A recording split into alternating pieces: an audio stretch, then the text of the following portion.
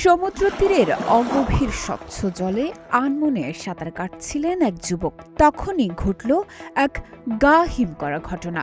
হঠাৎ তার ঘাড় চেপে ধরে একটি শক্তিশালী অক্টোপাস। সম্প্রতি এমনই একটি ভিডিও ছড়িয়ে পড়েছে সামাজিক যোগাযোগ মাধ্যমে।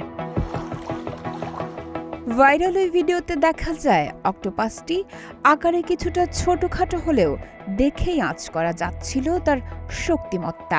সামুদ্রিক এই প্রাণীটি ঘাড়ে নিয়েই কোনো মতে হামাগুড়ি দিয়ে তীরে উঠে আসেন যুবক।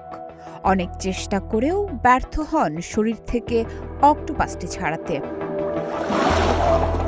অক্টোপাসটিকে শরীর থেকে ছাড়ানোর চেষ্টা করার এক পর্যায়ে এক ধরনের কালো রাসায়নিক নিঃসরণ করে প্রাণীটি।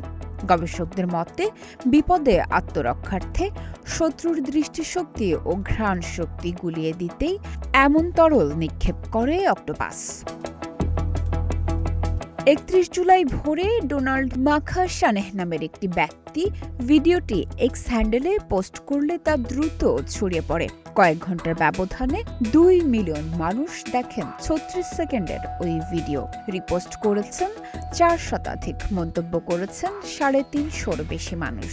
তবে ভিডিওটি আদৌ বাস্তব কিনা তা নিয়ে মন্তব্যের ঘরে সন্দেহ প্রকাশ করেছেন কেউ কেউ। অবশ্য কৃত্রিম বুদ্ধিমত্তা চ্যাটবট গ্রুপ বলছে ভিডিওটি কৃত্রিম বুদ্ধিমত্তা বা এআই দ্বারা তৈরি নয়, বরং জাপানের কোচি নামক এলাকায় সত্যি সত্যিই ঘটেছে এমন ঘটনা।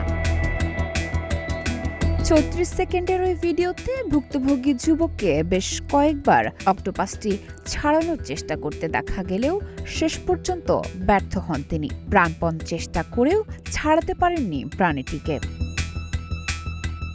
ভিডিওটি ভাইরালের পর কেউ এটিকে ভয়ঙ্কর অভিজ্ঞতা বলে মন্তব্য প্রকাশ করেছেন, আবার কেউ পরামর্শ দিয়েছেন সমুদ্রে সাঁতার কাটার আগে সামুদ্রিক প্রাণীর আবাসস্থল সম্পর্কে সচেতন হওয়ার।